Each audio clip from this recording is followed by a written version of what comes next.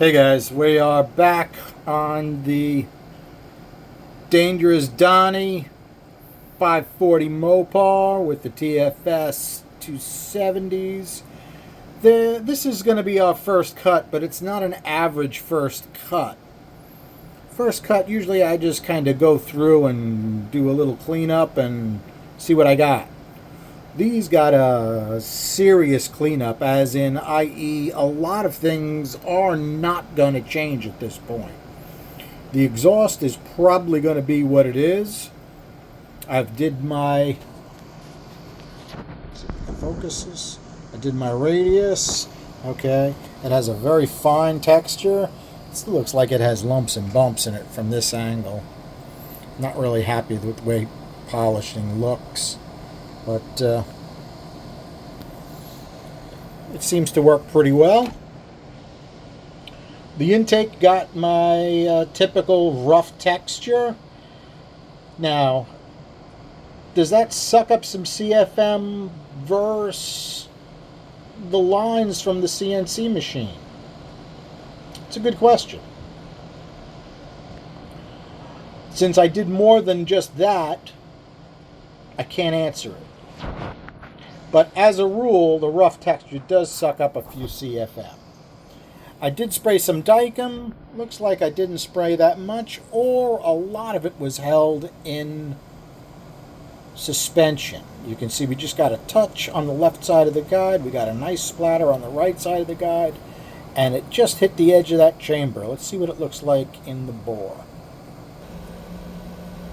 Okay, looks pretty damn good in the bore. In fact, it looks quite a bit better than it did stock, but that's just my opinion, which means nothing. You can write your own opinion in the comments. Okay, looking right down its throat, you can see what was done. The Dicam did not go all the way to the roof like I usually like it to, but I think I just didn't spray enough. Yeah, it did get a little bit of a reshape. The push rod wall got a complete workover. There's not a lot of metal on these guys. If you want to modify a set of these, you better have a good sonic or you're going to get in trouble. These are quite thin in a couple spots. TrickFlow does a really good job of using the whole casting. So my thinnest spot that I found so far was 41 thousandths. So yeah, you barely have enough there to clean it and move on. So you really have to be careful. So what I was saying before, like this first cut is probably a lot deeper than a first cut because I don't have a huge amount of metal left that I can make serious changes. So I did my best to get as much as I could my first cut into, doing these. Okay, not sure how much you're going to see out of that, but if you take a look at the valve job, the intakes still need me to just touch them with a stone, but they're really not going to be changed much over what TFS originally put there. In fact, all I did was blend the chamber into the top cut, and the two lower cuts were radius together. So we actually have a radius before our throat cut and then the seat. The short side radius got quite a bit of work, but it was not metal removing work. It was more like take the little lumps and bumps out and I forget what they call it when the lollipop goes from one side to the other side. But it never really lines up quite well. So it needs quite a bit of work, and unfortunately the way these are shaped, you can't get the cartridge roll in there to get it all done. So you have to do it by hand, literally with your finger, and it is quite time consuming, but when you're all said and done, the short side makes a big difference, and you'll be able to see on the air speeds what happened with the short side air speeds. Okay, I did notice that this exhaust port that we tested is not 100% done. It's not done around the guide the way I did the first one. So I missed that, and then I flowed this. This is actually the second head that we got our our good baseline when we got a head gasket from Rob and we got it all set up, and it's extremely close to where it needs to be. So these flows should all be good. We had good leakage on the bench, and let's see what we did. Okay, now the short side gets the radius as much as you can with the cartridge roll, and then you have to go over it again by hand. I can see on the far right it still has a couple lumps and bumps that need to be taken care of, but overall this port flowed pretty well. Okay, a little bit different view of this. Really, there's only so much you can do when you don't have a lot of casting thickness. All you can do is what you can do. And a lot of it was cleaning and shaping and texturing. Okay, I don't think I'm going to talk a whole lot about this, but we are sort of limited on this head by our minimum cross-sectional area, and I'm going to do some serious work on that before I modify it anymore. There's a couple secretive things that you can see if you're quick, and I think we're just going to take a look at it and we're going to move on. Okay guys, on the left was the stock reflow. That's what we did last time with this head. We did the sizing and so forth. And this is what we had. Okay, disregard those minuses. That's from, we lost that much by having it aligned properly on the bore adapter. So first cut, you would hope you'd get some gains. Well, we did okay, but definitely, just like I said first time with this head, no real low-hanging fruit. I wasn't expecting it to really do that much better, and I was right. We got pluses everywhere, but they're not massive pluses. In fact, they're relatively small, 352.6 to 360. Okay. It does keep going up, which is nice to see, right? This started to go down. This continued to go up. That's nice. How did we do at 300? Well, it's nowhere near where I think it should be at 300, but this is also done with no back cut. Now, I talked to the owner today, and I'm like, I'd really like to do some back cut experiments with this, because I think we could juice this up quite a bit in the mid-range. Even if we lose a couple of CFM here, we're going to be limited by that intake manifold, and the quicker you get it going, the better off we're going to be filling that cylinder. And he's like, if I have to buy another valve because we run it through the experiments, no problem, I'll get you another valve. So that's what I like to see. It's a lot extra flow testing, but when you're building an engine as big as a 540 and you're limited by cross-sectional area, you got to work on it. Yeah, could I get some more cross-sectional area? I could, but my safety factor starts to go out the window, or I start to ruin the shape of the port, which we don't really want, right? Cross-sectional area and port shape are really hand in hand. You want them both to be as optimal as possible. Okay, so we did okay with that. How'd we do with the swirl? Well, these pluses and minuses are in reference to this. It is different, okay, because the port's been modified, so it doesn't flow exactly the way the TFS completely stocked it. So we got minus, plus, plus, plus, minus, minus, minus, plus, plus, minus, minus.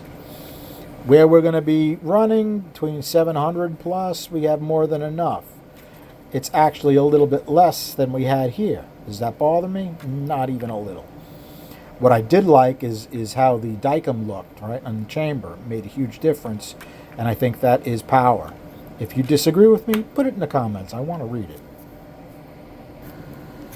Okay, so what we're going to do is we're going to compare our exhaust readings from the first flow that was centered to these. So all these pluses and minuses are in reference to this. How'd we do? Now, I did not do a huge amount of work to this exhaust port. I did my radius into the throat. I did work on the chamber, and basically it was cleaned up and polished. Okay, does that work? Well, let's see. Minus, minus, minus. We lose low lift flow everywhere. Really wasn't expecting that. We had noise here. We had a little bit of separation and buffeting here. Okay, after 300, what happens? We start to get big gains. Really quite noticeable gains. 245 is pretty much what I was hoping to get out of this, okay? Quite a bit more than what we were doing before. With a pipe before, we did 279. With a pipe now, we're 289. And I took one more at a higher lift, 299.1. Not bad. Now, that exhaust valve does not have a radius on the face. I would be tempted to do that, but it's the same deal as the intake. Getting that radius just right by hand is a little tough to do, and not every exhaust port responds to it. I have a feeling,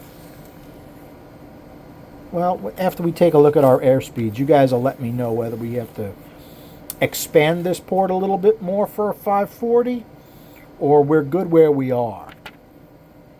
Let's take a look at, let's compare our airspeeds.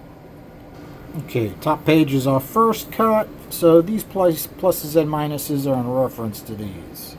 How'd we do? Well, we were flowing a little bit more air, so you would expect the pinch to go up. We are size limited at the pinch at this point, okay?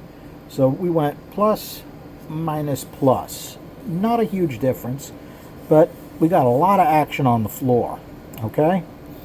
Definitely a little faster in the middle and the floor than I'd like to see. Is that holding us back? Maybe a few CFM, not really a detriment. Okay, how'd we do on the roof? Well, we got more action on the roof on both sides. I'll take that as a win. Now, short side, because the short side gets so much work, it actually made a big difference with the amount of air that was going around the short side.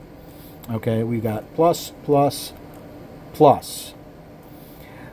Are we even? Not bad. This was actually a little more even side to side. Could I do some work to that? I probably could. I do have to be careful of my casting thickness, but I was definitely thinking I might do a little more area on that short side and knock that speed down a little bit. It's not going to knock it down that much. Sometimes short sides is tricky. You add area and the damn speed goes up because you make it easier to get rid of flow, so the whole thing starts to work better. Okay, let's do our exhausts. Now this exhaust port, first cut, flowed quite a bit better than our last cut. Well, stock actually. Plus, minus, minus, which I really wasn't expecting, equals, plus, plus. Notice how we did as far as the bottom, right? The radius tends to feed the bottom of that port better.